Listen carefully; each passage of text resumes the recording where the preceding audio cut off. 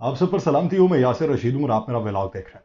नाज़रीन, पाकिस्तान की बात करते हैं। जो पाकिस्तान की टीम इस वक्त इंडिया के अंदर मौजूद है, भारतीय क्रिकेटर हार्दिक पांड्या ने पाकिस्तान के खिलाफ मैच में ओपनर इमामुल हक को आउट करने के लिए जो गेंद को मुंह के करीब ले जाना था, उसकी वजह बताई है। 14 अक्टूबर को पाकिस्तान और भारत का जो मैच अहमदाबाद के नरेंद्र मोदी स्टेडियम में खेला गया था, जहां भारतीय टीम ने टॉस जीत के पहले बॉलिंग का फैसला किया था। तो जब क्रीज पे पाकिस्तानी ओपनर अब्दुल्ला शफीक और इमामुल हक जमे, तो ऑलराउंडर हार्दिक पांड्या इमाम को आउट करने से पहले वो गेंद को मुंह के करीब लेके जाते हैं। ये मैंने अपने पिछले व्लॉग्स में भी इसका तज़किरा किया और इसके ऊपर बहुत बहस मुबाहिसा भी हुआ कि कोई जादू किया गया, थूक लगाया गया, कोई टूना किया गया। ये मंजर ऐसा लगा था जैसे पांड्या ने गेंद पे कुछ पढ़ के फूंका है। इत्तेफाक से उसी गेंद पे इमामुल हक आउट भी हो गए, जिसके बाद सोशल मीडिया पे वीडियो वायरल हुई तो सार्फिन ने कहना शुरू कर दिया कि पांड्या ने जरूर कुछ पढ़ के फूंका था। सोशल मीडिया पे उनकी इस हरकत के हवाले से कुछ लोगों का यह भी कहना था कि उन्होंने इमाम को आउट करने की खातिर गेंद के ऊपर थूक लगाया था।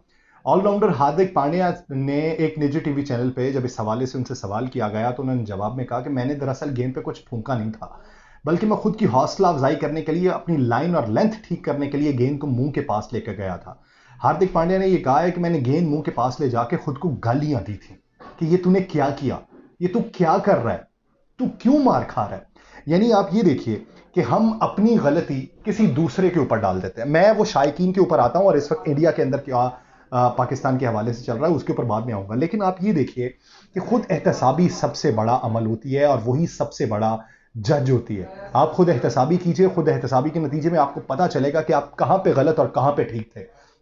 अब हार्दिक पांड्या को जब ये दिखाई दे रहा था कि वो बॉल जो थी उनकी लाइन और लेंथ के मुताबिक नहीं है, और लाइन और लेंथ सही ना होने के बायस जो ओपनिंग स्टैंड है वो मजबूत हो रहा है और मुझे विकेट लेनी है, विकेट ना निकली तो ये प्रेशर हमारे ऊपर बिल्ड होना शुरू हो जाएगा, तो वो गेंद को अपने सामने लाके ये कहते हैं कि तू क्या कर रहा है, तुझसे क्यों नहीं हो पा रहा। वो खुद को गालियां दे रहे थे, तू कर सकता है लेकिन तू क्यों नहीं कर रहा। इसी तरीके से उन्होंने अगली बॉल करवाई है, अगली बॉल लाइन और लेंथ के मुताबिक रही। इमाम के लिए वो समझना उसको मुश्किल रहा और इमाम ने अपने आप को कंफर्ट जोन में डालने की बजाय प्रेशर जोन में लेके गए और वो आउट हो गए, जिसके बाद बेतहाशा बातें होना शुरू हो चुकी। अब हम ये बात कर रहे हैं कि हिंदुस्तान के अंदर पाकिस्तान को बहुत मसाइल का सामना है, शायकीन की तरफ से भी, लेकिन उनके जो लेजेंडरी बल्लेबाज हैं, बॉलर्स हैं, वो पाकिस्तानी टीम की हिमायत कर रहे हैं। इसके ऊपर बात करनी है और ये व्लॉग बनाने का मकसद भी ये है। हमारे लेजेंडरी जो बल्लेबाज अब्दुल रज़ाक रहे, ऑलराउंडर रहे, उन्होंने बैन अवी क्रिकेट में खिलाड़ियों को एतमाद देने के हवाले से बात की। उन्होंने कहा फ़खर जमान जैसे बल्लेबाज को मुतबादिल नहीं बनाया जाना चाहिए, इंतजामिया को उन्हें पूरे वर्ल्ड कप में खेलने का मौका देना चाहिए। उन्होंने यह भी कहा कि भारत के खिलाफ अहम मैच में बाबर आजम और मोहम्मद रिजवान की कारकर्दगी पे मैं बोलना चाहूंगा और उस पर उन्होंने खुल के तनकीद की। उन्होंने पाक भारत मैच के हवाले से भी खुल के तनकीद की। उन्होंने मायूसी का इजहार करते हुए कहा कि मैं बाबर और रिजवान की पार्टनरशिप नहीं मानता, वो डर डर के खेल रहे थे। तजर्बा और नंबर 1 रैंकिंग होने के बावजूद भी उनमें मायारी शॉट्स की कमी दिखाई दे रही थी। खिलाड़ियों को वाकई खेल को बेहतर बनाने की जरूरत है और उन्हें उस पर तवज्जो देने की जरूरत है। वो उसको क्राउड का प्रेशर नहीं कह रहे, वो उसको जो खुद एतमादी होनी चाहिए थी, वो खुद एतमादी उनमें दिखाई नहीं दे रही थी। और बतौर ऑलराउंडर और साबिक पाकिस्तान के बेहतरीन बल्लेबाज और गेंदबाज, उन्होंने ये समझा है कि गलती जो थी वो रिजवान और बाबर के दरमियान थी। उन्होंने डर के खेल पेश किया, तो जब कप्तान डर के खेल पेश कर रहा है, जब आपका बेहतरीन बल्लेबाज डर के खेल पेश कर रहा हो, तो फिर दूसरी जो टीम के बकिया खिलाड़ी हैं उनके आसाब के ऊपर भी सवार होगी, उनके लिए भी मुश्किलात होंगी। और वही मुश्किलात हमें आगे मैच के अंदर जब विकेटें धड़ाधड़ गिरती रही हैं तो उस सूरत में दिखाई दी। अब इसमें जब रिजवान उधर से गए तो उनके बारे में जो नारे लगाए जा रहे थे, बाबर जब वहां पे पहुंचे तो बाबर को जिस तरीके से बोला जा रहा था, उसने कहीं ना कहीं पे प्रेशर बनाया। लेकिन आप ये देखिए कि उसको कंफर्ट जोन में भी लेके जाने की कोशिश कौन कर रहा है। भारत के साबिका बेहतरीन बल्लेबाज, बेहतरीन गेंदबाज ये बात कर रहे हैं कि शायकीन को इस तरीके से बर्ताव नहीं करना चाहिए था।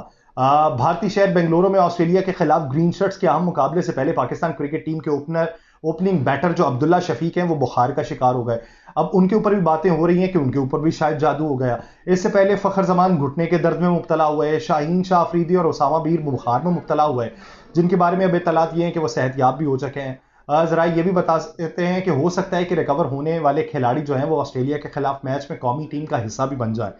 बुखार होता है, उसके ऊपर भी आप जादू अगर कहीं दर्द हो गया तो उसके ऊपर भी जादू, अगर किसी प्लेयर की परफॉर्मेंस बेहतर नहीं रही तो उसके ऊपर भी जादू। जिन प्लेयर्स को बुखार था उनको प्रोटोकॉल के तहत चेक किया गया, प्रोटोकॉल के तहत बुखार की अलामत पर प्लेयर्स के कोरोना और डेंगू टेस्ट भी किए गए हैं। टीम जरा ये बताते हैं कि पाकिस्तान टीम में प्लेयर्स की सेहत पे तशवीश पे कोई बात नहीं हो रही। आईसीसी वनडे वर्ल्ड कप 20 अक्टूबर बरोज जुमे को पाकिस्तान अपना अहम मैच ऑस्ट्रेलिया के खिलाफ जो खेलेगा उसमें ये लोग मौजूद होंगे। अगर सारे ही जादू है तो फिर ये जादू साउथ अफ्रीका के ऊपर क्यों नहीं चल रहा? साउथ अफ्रीका ने भी आगे आके मुकाबला इंडिया का ही करना है। अगर वो पोजीशन अपनी मजबूत करता चला जा रहा है तो उसके ऊपर प्रेशर क्यों नहीं है? भारत जो है, भारत अगले मैचेस में क्या तमाम टीमों के ऊपर ही जादू करवाएगा? क्या श्रीलंका वालों को जादू नहीं आता? श्रीलंका वाले जो बारहा हारते जा रहे हैं उनका जादू क्यों नहीं काम कर रहा? बांग्लादेश की जो टीम है उनका जादू क्यों नहीं काम कर रहा? ये सारे जादू हमारे ऊपर है। जो देखने की बात है, जो चीजें नोटिस करने की है, वो इस तरीके की नहीं है, वो दूसरी है। भारतीय वकील वेनाद जंदाल ने स्पोर्ट्स प्रेजेंटेशन जैनब अब्बास के बाद पाकिस्तान के wicket keeper batter Mohammad Rizwan की तरफ भी अपनी तोपों का रुख किया है। विनीत जंदाल ने आईसीसी वर्ल्ड कप में पाकिस्तान और नीदरलैंड के दरमियान मैच में ग्राउंड के अंदर नमाज अदा करने में मोहम्मद रिजवान के खिलाफ आईसीसी को शिकायत की है। भारतीय वकील की जानिब से अपनी दरखास्त में यह लिखा गया है कि मोहम्मद रिजवान का स्टेडियम में नमाज पढ़ना खेल की रूह और इंटरनेशनल क्रिकेट काउंसिल के जवाबित के मुनाफी है। भारतीय वकील ने यह लिखा है कि रिजवान ने नमाज अदा करके यह जाहिर किया है कि वो मुसलमान है, जिससे खेल की रूह को शिकस्त हुई है। रिजवान ने उस वक्त नमाज अदा की जब टीम के दूसरे खिलाड़ी वक्फे के दौरान पानी का इंतजार कर रहे थे। ये जो मौसूफ वकील हैं उनका यह भी मौकिफ है कि रिजवान ने अपनी जीत को गजा के लोगों के नाम किया, जिससे उनका मजहब और नजरियात जाहिर होते हैं। आईसीसी ने श्रीलंका के खिलाफ मैच जीतने के बाद मोहम्मद रिजवान की तरफ से इस फतह को गजा के लोगों के नाम पर कोई कार्रवाई नहीं की थी, जिसमें बहुत सारे लोगों का यह मानना है कि खेल को आपको इस चीज से बालातर रखना होगा कि आप उसमें सियासत को इन्वॉल्व करें। लेकिन जो मजाहिब हैं, मजाहिब के कोड ऑफ कंडक्ट्स हैं, अगर उसके मुताबिक नमाज का वक्त है और आप पानी पीने में मसरूफ हैं, तो आप पानी पीने में अगर उसने नमाज अदा कर ली तो ये कोई गलत नहीं है। 2021 में मोहम्मद रिजवान ने टी20 वर्ल्ड कप में भारत के खिलाफ मैच जीतने के बाद ग्राउंड में नमाज अदा की, जिस पर साबिक पाकिस्तानी कप्तान क्रिकेटर वकार यूनुस ने भी कहा कि मुझे बहुत अच्छा लगा कि मोहम्मद रिजवान ने हिंदुओं के सामने नमाज पढ़ी। लेकिन जो उनका भी मौकिफ है वो भी गलत है। वो कहते हैं कोई भी ऐसा अमल जिससे खेल के रूह को नुकसान पहुंचे, हुकाम की तरफ से उसकी मजम्मत की जानी चाहिए।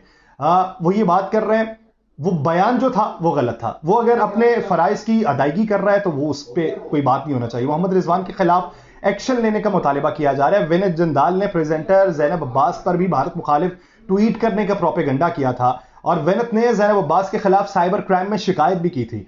गुज़श्ता रोज ये खबर सामने आई थी कि वर्ल्ड कप की प्रेजेंटर जैनब अब्बास जो है वो भारत से दुबई पहुंच चुकी हैं और उन्होंने हिफाजती इक़दाम के तहत खुद भारत छोड़ा है। ये 3-4 दिन पहले की खबर थी। लेकिन रिजवान वाले मामले के ऊपर भी वो प्रेशर बिल्ड करने की कोशिश की गई, दूसरी तरफ से शायकीन की तरफ से भी की गई।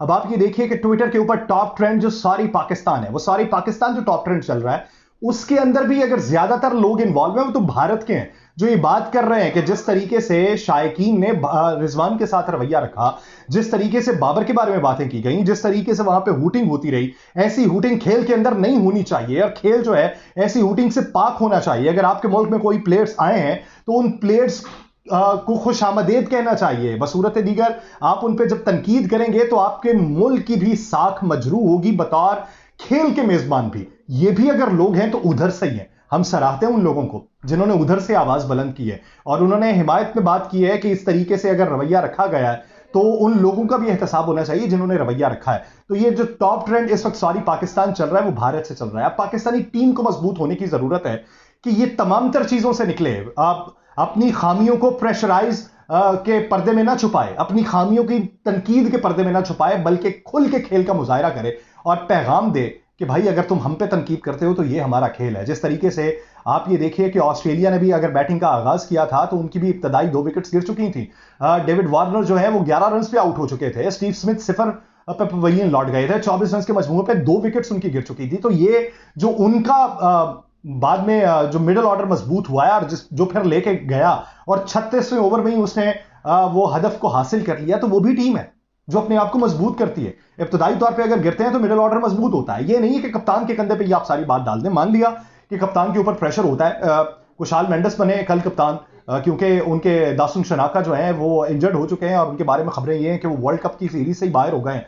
तो दासुन शनाका की गैर मौजूदगी में कुशाल मेंडिस को जब कप्तान बनाया गया तो उसके ऊपर प्रेशर था जिसकी वजह से वो गुज़श्ता मैचेस में बहुत अच्छी परफॉर्मेंस देते रहे।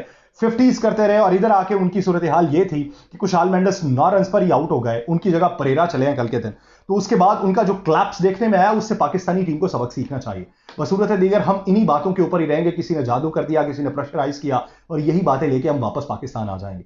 पाकिस्तान अगर वापस आना है तो सर ऊंचा करके आना है, और अगर सर ऊंचा करना है तो उसके लिए बेहतरीन परफॉर्मेंस दिखानी है, और बेहतरीन परफॉर्मेंस ही आपका वो जवाब होगा जो भारत को जीतने की सूरत में हमारे ऊपर हूटिंग करने पे दिया जाएगा। तो ये जवाब, उसकी तैयारी आपको करनी है। मुझे दीजिए इजाजत, अल्लाह ने के बाद।